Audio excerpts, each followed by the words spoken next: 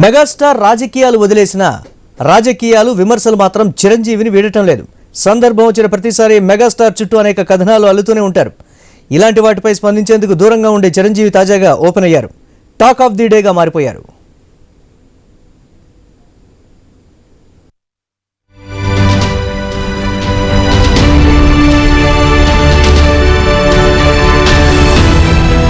ప్రజారాజ్యం పార్టీని స్థాపించి ఉమ్మడి ఆంధ్రప్రదేశ్ రాజకీయాల్లో కొద్ది రోజులు ఓ ఊపు ఊపిన మెగాస్టార్ చిరంజీవి తర్వాత పార్టీని కాంగ్రెస్లో కలిపేసి కేంద్ర మంత్రిగాను పనిచేశారు.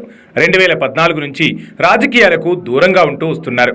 ప్రస్తుతం చిరంజీవి వారసుడిగా నటనలోనే కాకుండా రాజకీయాల్లో ఎంతో ఓపికతో రాణిస్తున్నారు పవన్ కళ్యాణ్. తమ్ముడు రాజకీయాల్లో ఒక్కో మెట్టు ఎక్కుతున్న చిరంజీవి బ్యాక్బోన్గా ఉన్నారు తప్పితే ఓపెన్గా వచ్చి మద్దతిచ్చిన సందర్భం లేదు. కానీ ప్రధాన మీడియాలు, సోషల్ మీడియాలు చిరంజీవి పొలిటికల్ రీఎంట్రీపై అనేక కథనాలు వస్తూనే ఉన్నాయి. ఒక్క వార్తలే కాదు, సోషల్ మీడియాలోనూ అనేక విమర్శలు తప్పడం లేదు. వాటిని చూసి ఊరుకుంటున్నారు తప్పితే స్పందించేందుకు చాలా దూరంగా ఉంటున్నారు చిరంజీవి.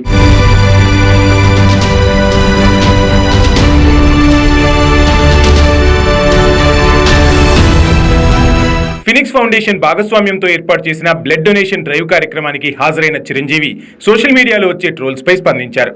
తాను వాటిపై మాట్లాడకపోయినా తాను చేసిన మంచి మాట్లాడుతోందని బదులిచ్చారు. రాజకీయాలకు పూర్తిగా దూరంగా ఉంటున్నారని గుర్తు చేస్తూ ఈ మధ్య ఓ నాయకుడు తనను అకారణంగా మాటలన్నారని ప్రస్తావించారు చిరంజీవి. ఒక పొలిటీషియన్ నన్ను అకారణంగా, ఇప్పుడు పాలిటిక్స్ చాలా దూరంగా ఉన్నా సరే నా గురించి ఏదో అవాకులు చవాకులు ఆయన పేలినప్పుడు వాళ్ళకు కూడా మనసు ఉంటుంది కదా, వాళ్ళకి ఒక అంతరాత్మ ఉంటుంది కదా, వాళ్ళకి తెలుసు. ఇంటికి వెళ్ళేసరికి ఆయన అంతరాత్మ చెప్పబోయిన ఇంట్లో వైఫ్ అని చెప్పుది ఏంటి చెప్పు నోరు అని. సోషల్ మీడియాలో వచ్చే విమర్శలపై ఎందుకు స్పందించరని చాలా మంది ప్రశ్నిస్తున్నారని చెప్పుకొచ్చారు. దీనికి చాలా సూటిగా బదులిచ్చారు మెగాస్టార్. చాలా మంది అంటారు, ఏమని మిమ్మల్ని ఇలా అటాక్ చేస్తుంటారు సోషల్ మీడియాలో మాట్లాడుతుంటారు, మీరేం మాట్లాడరు ఏంటని. నాకు నేను చేసినటువంటి మంచి కార్యక్రమాలు, నేను పొందినటువంటి ప్రేమ, అభిమానం, ఇదే నాకు రక్షణ కవచం. నేను మాట్లాడక్కర్లా, నేను చేసుకున్న మంచి మాట్లాడుతున్నట్టు నేను అలాగే అంటుంటాను. ఇది సత్యం. ఎవరేమన్నా తాను మంచి చేసుకుంటూ వెళ్తానని, తనలా మంచి చేసేవారికి సాయంగా ఉంటానని ముక్తాయించారు మెగాస్టార్.